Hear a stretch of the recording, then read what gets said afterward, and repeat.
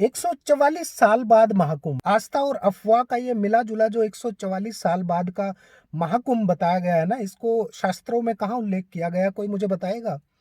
महाकुंभ धर्म और आस्था का महासंगम कहा जाता है और गंगा के पवित्र जल में डुबकी लगाकर मोक्ष को प्राप्त करने की लालसा लेकर करोड़ों श्रद्धालु इस महा आयोजन का हिस्सा बनने के लिए तकरीबन हर बार उमड़ पड़ते हैं। लेकिन इस बार इसमें बहुत कुछ अलग हुआ है।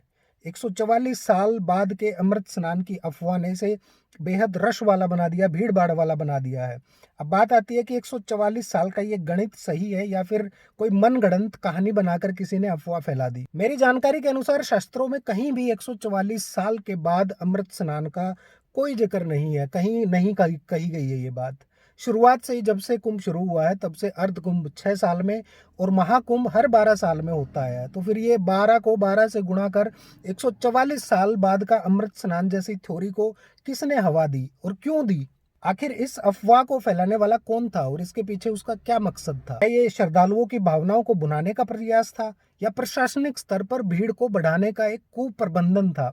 अब इस बढ़ती भीड़, मरते लोग और अव्यवस्था की जिम्मेदारी कौन लेगा? महाकुंभ में मौनी अमावस्या के स्नान के दौरान भगदड़ में करीब 30 लोगों की मौत हुई और सरकारी आंकड़े यही बताए गए, लेकिन प्रत्यक्षदर्शियों के अनुसार ये संख्या कहीं ज्यादा बताई गई।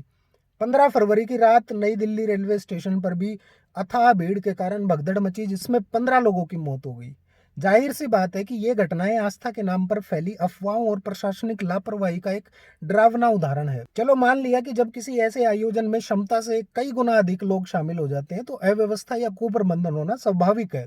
लेकिन सवाल ये भी है कि लाखों लोगों के आने की खबर प्रशासन को थी तो व्यवस्था क्यों नहीं की गई?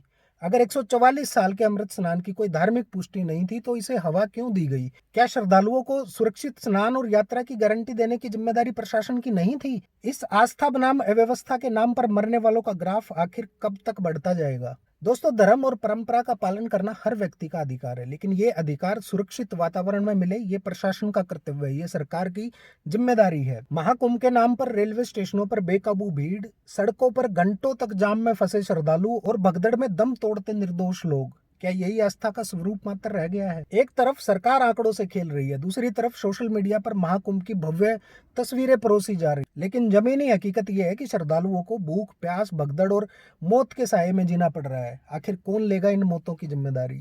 ये कोई नई बात नहीं है, बल्कि हर बार जब भी कोई हादसा होता है तो सरकार जांच का आदेश दे देती है, लेकिन कभी भी उन अधिकारियों और नेताओं पर कार्रवाई नहीं होती जिनकी जिम्मेदारी बनती थी ये हादसे रोकने की।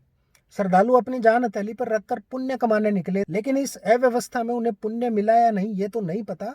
लेकिन हाँ, ये जरूर पता है कि कई परिवारों को उनकी लाशें जरूर मिली हैं। इतनी बड़ी अव्यवस्था होने के बाद भी अगर आपको लगता है कि अब आपकी जान इतनी सस्ती है तो आप कुंभ में जाइए, नहीं तो भगवान आपके अंदर ही है। पहचानना सीखिए, कुंभ में जाके आपको कोई नए पाप नहीं धुल जाएंगे।